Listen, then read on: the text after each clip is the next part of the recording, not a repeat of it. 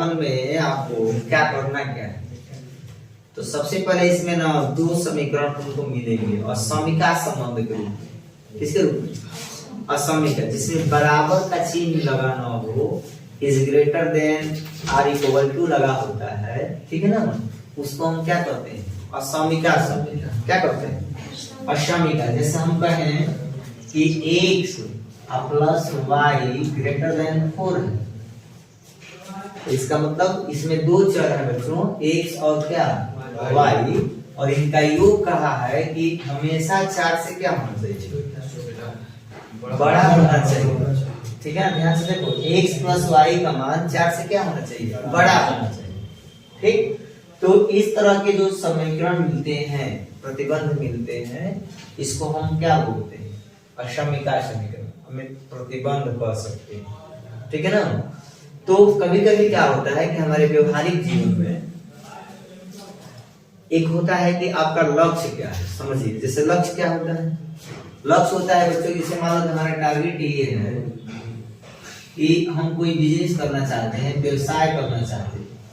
तो बिजनेस या व्यवसाय करना चाहते हैं तो हम ये चाहते हैं कि उसमें हम पूंजी इन्वेस्ट करें, तो इतनी ही पूंजी में हम अधिक से अधिक धन को क्या करें?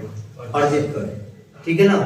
तो उसके लिए जो पढ़ा लिखा व्यक्ति होता है उसको सोच समझ के इन्वेस्ट करता है कि कौन सी चीज पे हम कितना इन्वेस्ट करेंगे तो किसमें कितना फायदा होगा। जैसे जिन चीजों पे कम फायदा होता है उनके इन्वेस्ट कम करना चाहिए, और जिस पे अधिक फायदा हो उस पे क्या करना चाहिए? अधिक इन्वेस्ट करना चाहिए। यही ना रूल है।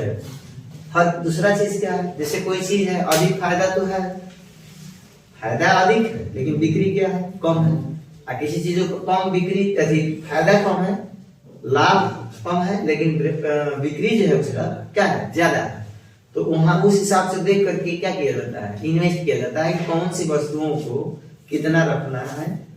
तो इसके लिए ना एक समीकरण बनाया जाता है जिसको हम लोग उद्देश्य फलन बोलते हैं। कौन सा फलन? उद्देश्य फलन। ध्यान समझिएगा, कौन सा फलन है? उद्देश्य फलन। तो उद्देश्य फलन क्या करता है?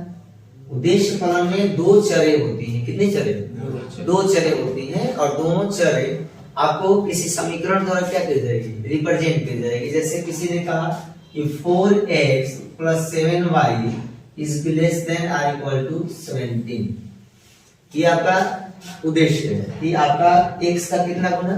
4 गुना, और y का 7 गुना, 7 गुना, दोनों मिल करके जो वैल्यू होना चाहिए वो तो 17 से छोटा है या 17 के क्या होना चाहिए? बराबर होना चाहिए। ये आपका उद्देश्य होगा। ठीक है। और दूसरा चीज आएगा व्यवरोध। अवरोध कहिए, क्या कर सकते हैं? अवरोध। अवरोध मतलब रुकावट। जैसे आपको चाहिए x कितना गुना? 4 गुना, और y चाहिए 7 गुना। इसमें दिया रहेगा कि इसके लिमिटेशन कि इतना और इतना मिलके इतना ही होना चाहिए, ये भी एक शर्त दे देगा। तो उस शर्त के अनुसार जो समीकरण बनेगा वही आपका अवरोध कहलाएगा। तो इस पाठ में तुमको ऐसे ही आपको सीधी सरल रेखाएं खींच करके आपको अपने उद्देश्य को क्या करना है? पूरा करना है। कि जो आप टारगेट चाहते हैं उस हिसाब से, जिस टारगेट की बात हो रही है उस हिसाब से x का वैल्यू और y का वैल्यू आपको क्या करना है? निकालना है।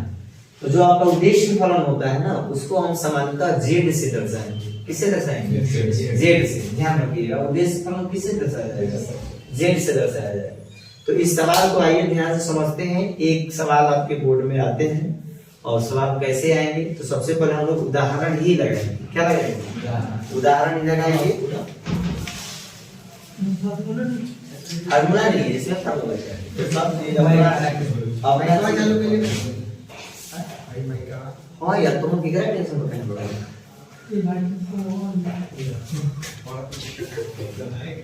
तुम नहीं आएगा। ठीक है ना। चलो ध्यान से देखो, एक सवाल सीखेंगे और अच्छे से उस पर पकड़ बना लेंगे तो कई सवाल हम कर पाएंगे। अब 10 सवाल सीखे या सवाल का ना मतलब समझ लें ना उसके सवाल पे पकड़ बन पाए तो 200 सवाल क्या है? बेकार। ठीक है ना। क्योंकि इस पाठ में जितना भी होगा सारा सवाल का पैटर्न एक जैसा है। ठीक है ना। तो कैसे करना है? सबसे पहले सवाल देखते हैं क्या पूछा है। सवाल तुम लोग पूछा है कि आलेख द्वारा, किसके द्वारा? आलेख होता है जो ग्राफ कापी पे हम लोग लाइन खींचते हैं, उसको हम लोग आलेख बोलते हैं। तो आपको सबसे पहले क्या करना है? आलेख करना है। आलेख द्वारा निम्न रैखिक प्रोग्राम समस्याओं को क्या करना है? हल करना है। रैखिक मतलब उसका आप लाइन खींचेंगे तो सीधा और क्या मिलेगा? सरल रेखा मिलेगा, स्ट्रेट लाइन मिलेगी। कैसी लाइन मिलेगी? स्ट्रेट, सीधी रेखा मिलती है। उसी को हम लोग क्या बोलते हैं? रैखिक प्रोग्राम बोलते हैं। क्या बोलते हैं? रैखिक प्रोग्राम। देखो अवरोध क्या है? अवरोध मतलब क्या होता है बच्चों? अवरोध का मतलब होता है रुकावट। अवरोध का मतलब रुकावट। सबसे पहले ध्यान दीजिए, पहला अवरोध क्या दिया है? पहला अवरोध दिया है कि x और y को जोड़ने पर, ध्यान से देखे ना, आपको पहले अर्थ समझ लेना है तब हल करना है। x plus y less than or equal to, ये लेस देन का चिन्ह देखा होगा तुम लोगों ने। अगर कहीं भूल जाते हो कि लेस है कि ग्रेटर है तो कैसे पहचानोगे? इसका सिंपल मेरे पास एक उपाय है जिसको आप आसानी से समझ पाओगे।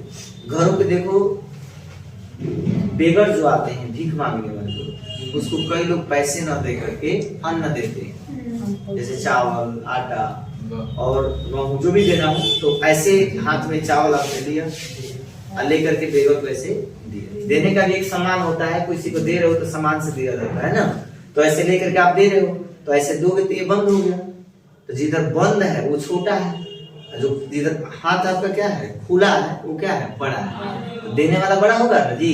तो देखो जिधर खुला होगा वो बड़ा हो गया, जो ले रहा है वो क्या है? छोटा हो गया। इसमें देखो तो किधर बंद है?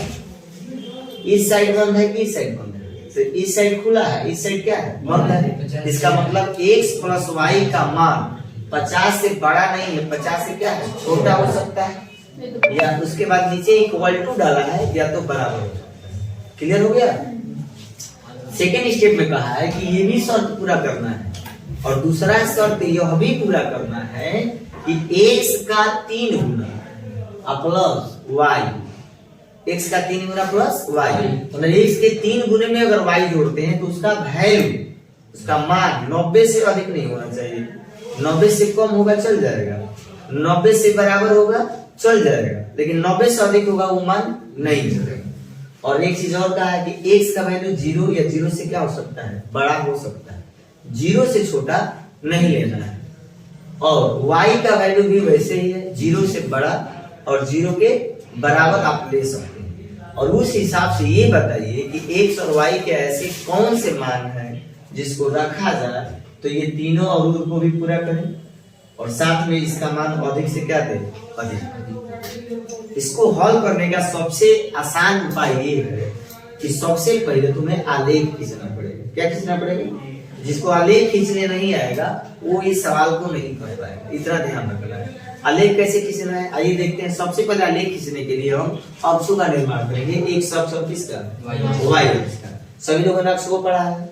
एक जो है धरती के समांतर, धरातल के समांतर जो लाइन खींचते हैं, जो आपका धरती है इसके समांतर लाइन खींचते हैं तो ये कौन सी लाइन होती है? एक्स अक्ष होती है। तो इसका नामकरण करते हैं तो इधर क्या लिखेंगे? एक्स, इधर क्या रखेंगे? वाई नहीं, एक्स डैश, ठीक है ना। ऐसे जो लाइन खींचेंगे धरती के लंबवत, जैसे घर में खामा गाड़ा जाता है, आप पिलर गाड़ते हो, तो ये सब ऐसे जो गाड़ा जाएगा इसको हम बोलते हैं बाबू वाई का। क्लियर है? ये ऊपर वाई हो गया, नीचे क्या हो गया? वाई डैश हो गया। क्लियर हो? और देखो आप ये जानते हो कि मूल पॉइंट से इधर चलोगे तो प्लस होगा, मूल पॉइंट से इधर चलने पर माइनस होगा, मूल पॉइंट से ऊपर चलते हैं तो प्लस, नीचे चलते हैं तो माइनस। तो शो मान को शो ऑफ कर रहा है।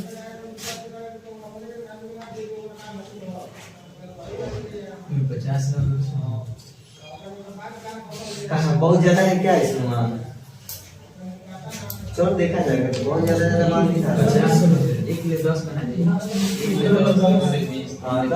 10, 20, 30, 40, 50। इधर लोगों से क्या होगा? -10, -20, -30, -40, -50। ये हो जाएगा 10, 20, 30, 40, 50, 7, ये हो जाएगा -10, -30, -30, -40, -50, माइनस चलो देखा जाएगा, जरूरत पड़ेगी तो किया जाएगा, नहीं पड़ेगी तो नहीं करेगा।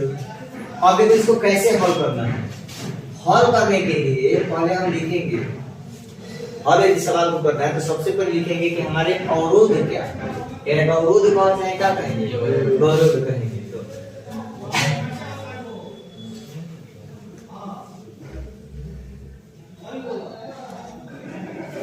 तो विरोध क्या है, निम्न है। विरोध क्या है, निम्न है। पहला लिखेंगे x plus y less than कितना है, इक्वेशन नंबर क्या हो गया, 5। दूसरा है आपका 3x plus y less than और इक्वल टू 90, और तीसरा x ग्रेटर देन और इक्वल टू 0 और y ग्रेटर देन और इक्वल टू 0। समीकरण कितना हो गया। अब इनको हमें किस पे दिखाना है, इन तीनों इक्वेशन को इजनेस और इक्वल टू छोड़ दो, इजनेस छोड़कर इक्वल टू मान के हल करेंगे।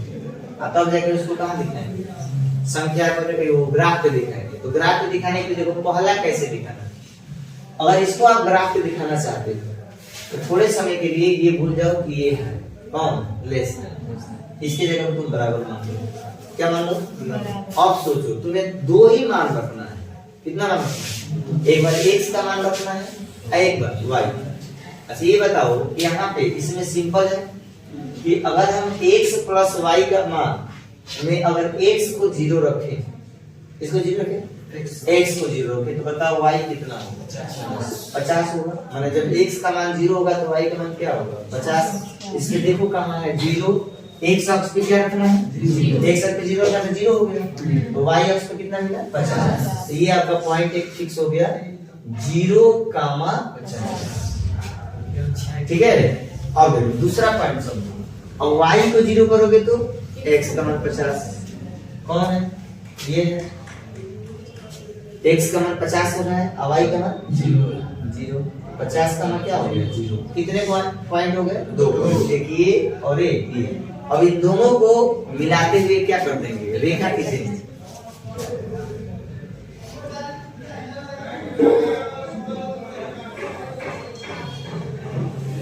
ये एक लाइन आपकी बन के क्या हो गई, तैयार हो गई। एक रेखा हो गई ना, कैसी रेखा मिली है, सीधी रेखा मिली है। कैसी रेखा मिली है, सीधी रेखा मिली है। अब आइए दूसरे, यहाँ y बराबर 0 रखोगे तो क्या होगा बताओ, यहाँ y बराबर 0 रखोगे तो 3x बराबर 90 होगा।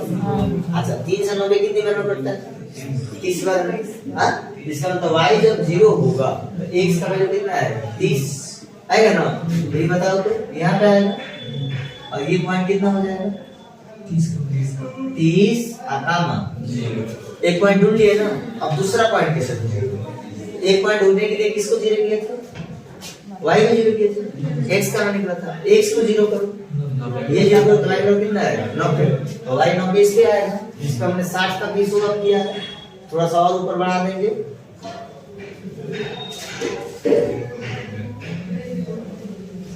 60 के बाद 70, 70 के बाद 80, 80 के बाद 60, 70, 80, 90।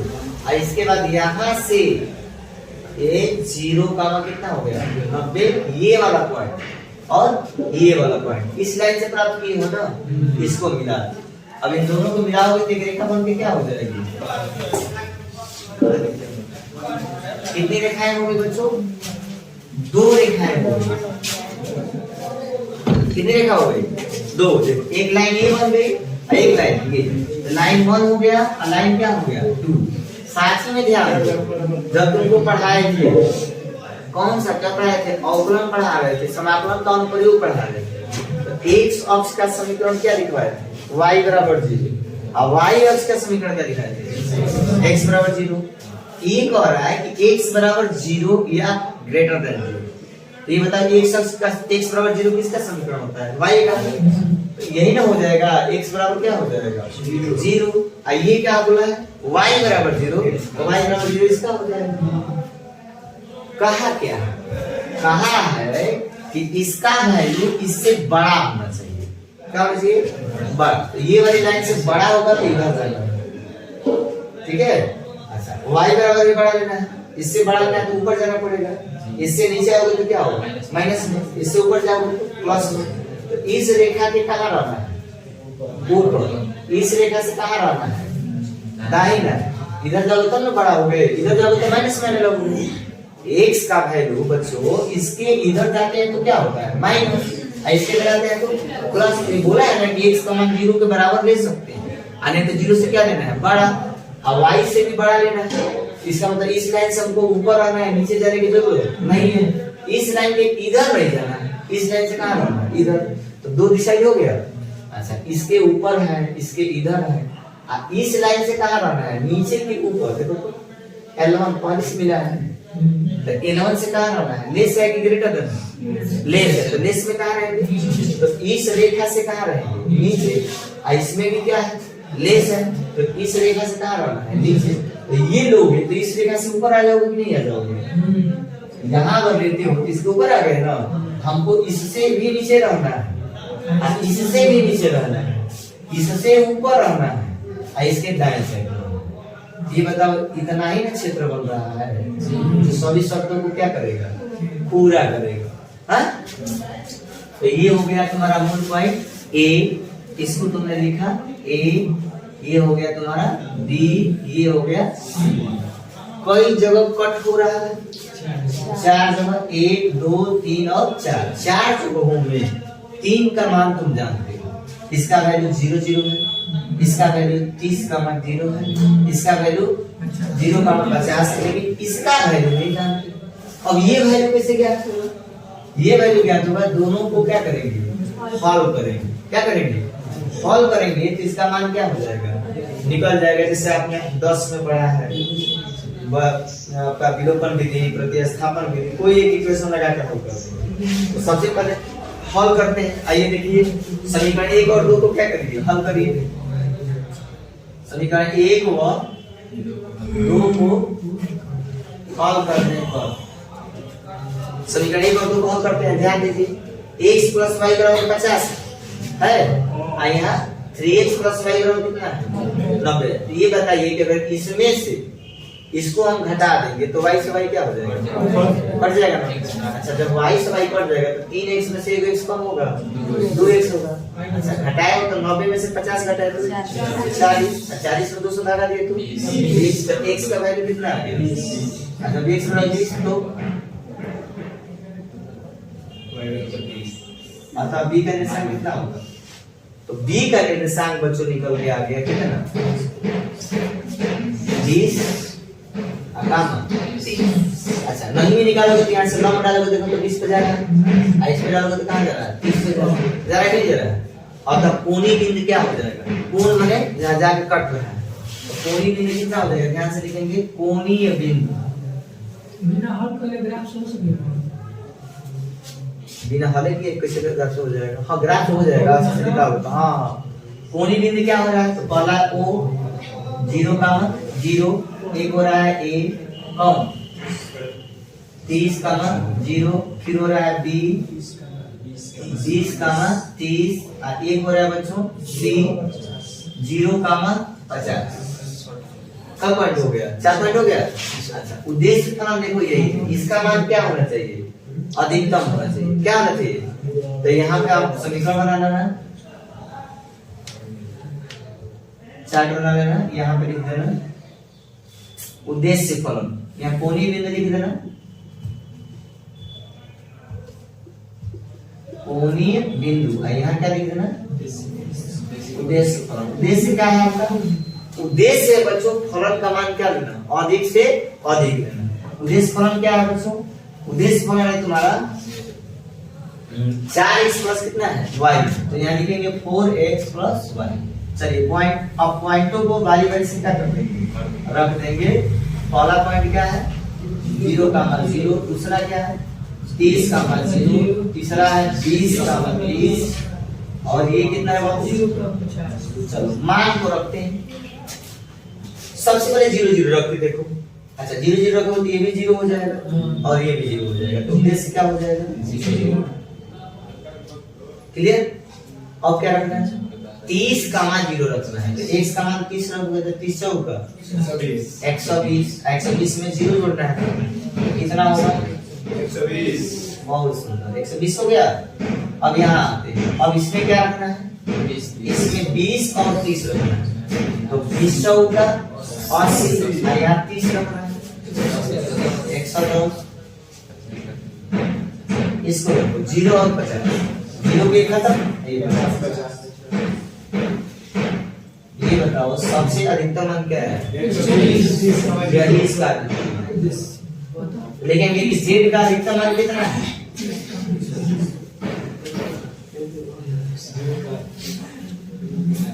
जेड का अधिकतम मान बच्चों 120 है। तो जेड का अधिकतम मान 120। अतः x बराबर कितना, ध्यान दो 120 में x का वैल्यू कितना है 30।